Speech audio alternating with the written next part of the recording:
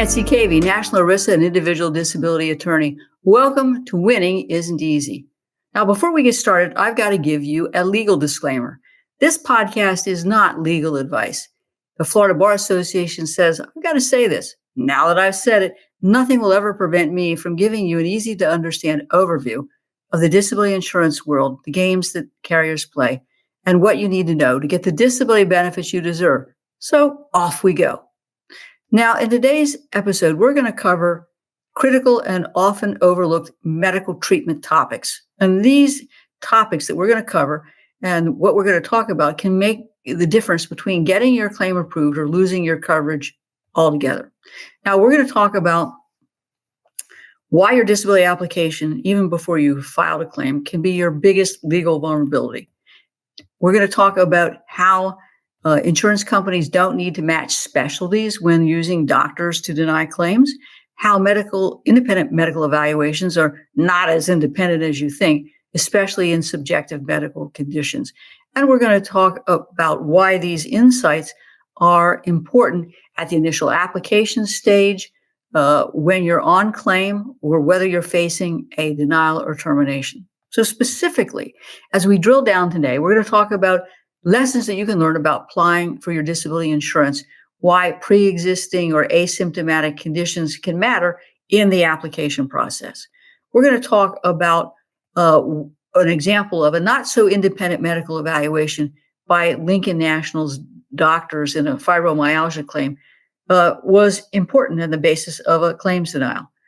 And then thirdly, we're going to talk about whether ERISA regulations require that a reviewing physician, a liar for hire peer review doctor, matches your treating doctor's specialty.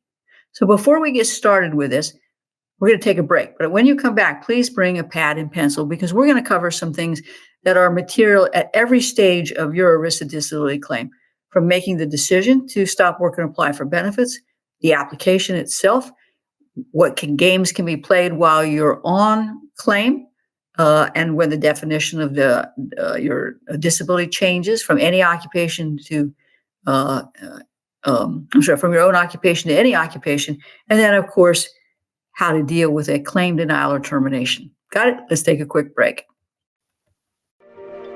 Have you been robbed of your peace of mind by your disability insurance carrier? You owe it to yourself to get a copy of Robbed of Your Peace of Mind, which provides you with everything you need to know about the long-term disability claims process. Request your free copy of the book at caveylaw.com today.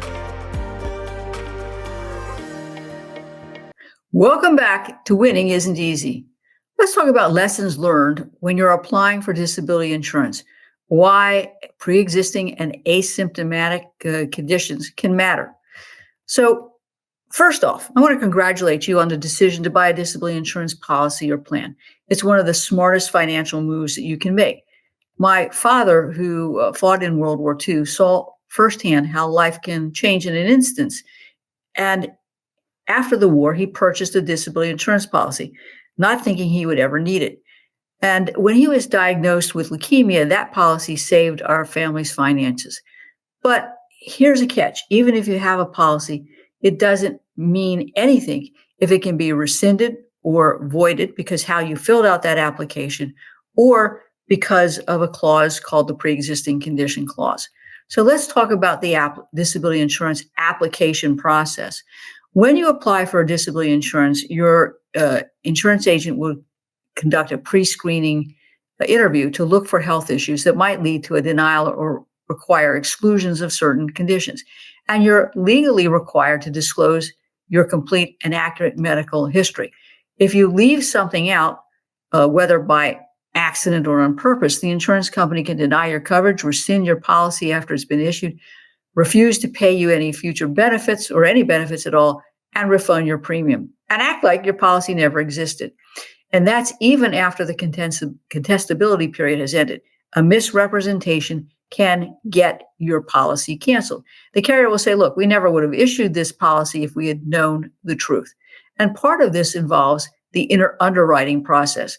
They're not going to take your word for it. They might order your medical records, schedule a physical exam, even do a third-party database search for prescriptions, diagnoses, and past claims. They're evaluating the risk of you filing a claim, the potential for a pre-existing condition to worsen.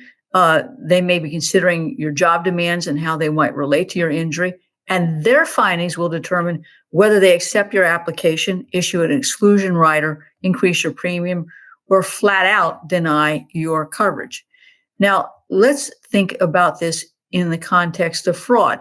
If you aren't telling the truth on your application for insurance and you subsequently file a claim and have not been truthful about the disabling medical condition or anything else on that application, they very well may not only rescind the claim, refund your premium, but refer it to the Department of Insurance for a fraud investigation. And you don't want to be there, do you? Now, let's say your application is airtight. The policy is effective. The battle isn't necessarily over. When you apply for a disability benefit, you are going to potentially have to deal with a pre-existing condition clause. And by that, I mean, there is something in a policy called a look-back period. And what they will say is, hey, look, if you purchase this policy and within 90 days of the purchase of this policy, you file a claim for a medical condition that you got treated for in the past year, we're going to deny that medical condition as being the basis of the claim. That's called a pre-existing condition clause. So you need to understand that picking the right date to be disabled is really important, because when you file for your disability insurance benefits, they are going to do, as a matter of course, a pre-existing condition clause analysis. They're going to look at, when was this policy purchased? When is the look back period? Oh, well, it's expired. We don't have an issue. Or, oh, no, it hasn't expired. And they're going to get your medical records. They're going to do a pharmacy sweep. They're going to be looking for a reason to deny the claim on the basis that your medical condition, your disabling medical condition, is excluded under the pre-existing condition clause. So you can see that there are two particularly crucial areas of an application. The first is the application for coverage. You need to be truthful and honest so that the claim isn't subsequently denied on the basis of fraud and potentially be referred for prosecution for fraud. And the second thing you need to understand in that application for benefits is the pre-existing condition clause. And so that clause can impact the timing of when you file the claim for your disability insurance benefits.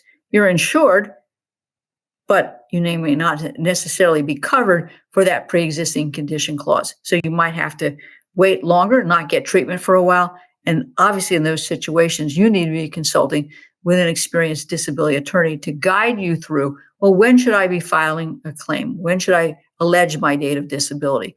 What do my medical records say? What does the policy say? So obviously, accuracy and honesty are key at every stage of the case, but there are some things that you can do if you're facing this pre-existing condition clause that can help you get around, if you will, legally get around that particular clause. Now, we've talked about the application for coverage. We've talked about the application for benefits, and we've talked about the impact of mistakes that can be made at this stage. So even if your application is airtight, even if your policy is active, the battle isn't over. Once you file a claim, you might run into another major hurdle, and that's called a not so independent medical exam. So let's talk about that after we take a break, okay?